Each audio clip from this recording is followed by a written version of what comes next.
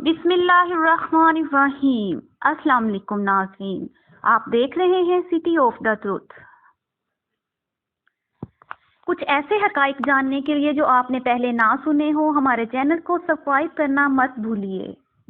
हमारा आज का मौजू है कि उस्मान की पाकिस्तान आमद।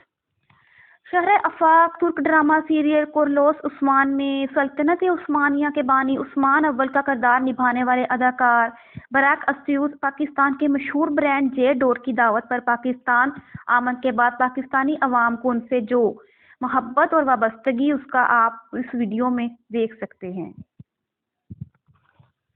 आप इस वीडियो को देखकर या इस तरह की दूसरी वीडियोस को देखकर ये बगैर किसी शक व शुबा के कह सकते हैं कि पाकिस्तानी कौम की इस तरह की मोहब्बत और वाबस्तगी तो पाकिस्तान के किसी बड़े मशहूर से मशहूर अदाकार से भी हरगिज नहीं है। हालांकि तुर्क अदाकार बराक भी तो बस एक मॉडल और अदाकार ही तो हैं, लेकिन उन्होंने कुरलोस उस्मान में जिस शख्सियत का किरदार अदा किया है वो इस्लामी तारीख में एक बहुत बड़ा खास मकाम रखती है, यानी सल्तनत उस्मानिया के बानी उस्मान अव्वल। क्योंकि उनके जरिए अल्लाह ताला ने इस्लाम और मुसलमानों को दुनिया में बहुत बड़ा मकाम और अरूज दिया था, और मुसलमान कस्तीना को फतह करने के बाद तकरीबन आधे से ज्यादा यूरोप फतह कर चुके थे। मंगोलों के खून रेज हमले के बाद इस्लामी दुनिया को जो बदतरीन नुकसान पहुंचा था और जो जख्म लगे थे, उन जख्मों पर मरहम अल्लाह ताला ने उस्मान अव्वल यानी सल्तनत उस्मानिया के बानी के जरिए रखा था। और हमला मंगोल के बाद जो जवाल मुसलमानों पर आया था, उसके बाद मुसलमानों को दोबारा जो अरूज हासिल हुआ वो इसी सल्तनत उस्मानिया की बुनियाद रखने वाले उस्मान के जरिए ही मिला था। लिहाजा सल्तनत उस्मानिया के बानी उस्मान अव्वल को इस्लामी दुनिया में बहुत अहमियत और एक खास मुकाम हासिल है। तो इसी वजह से तुर्क अदाकार बराक को इस्लामी दुनिया में जो इज्जत और शोहरत मिली है वो इस इस्लामी शख्सियत उस्मान अव्वल का किरदार निभाने की वजह से ही मिली है।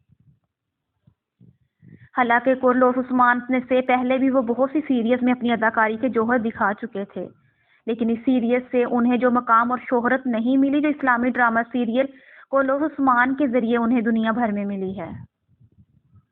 तो मेरे दोस्तों, इस सारी बात से हमारे सामने ये बात बिल्कुल वाज़ेह तौर पर अया हो चुकी है कि हमें जो इज्जत शोहरत और मकाम इस्लाम के जरिए से मिलता है या मिल सकता है वो किसी और वजह से हरगिज नहीं मिल सकता।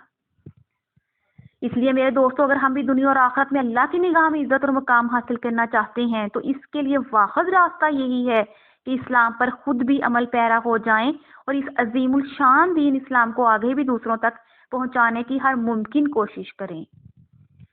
इसी में हम सब इंसानियत की फलाह और नजात का रास्ता है, क्योंकि इस्लाम इस कायनात और हम सब इंसानों के खालिक अल्लाह ताला का दीन है, जो इसने इंसानों को अपनी जिंदगी के मामलात चलाने के लिए एक निज़ाम के तौर पर दिया है।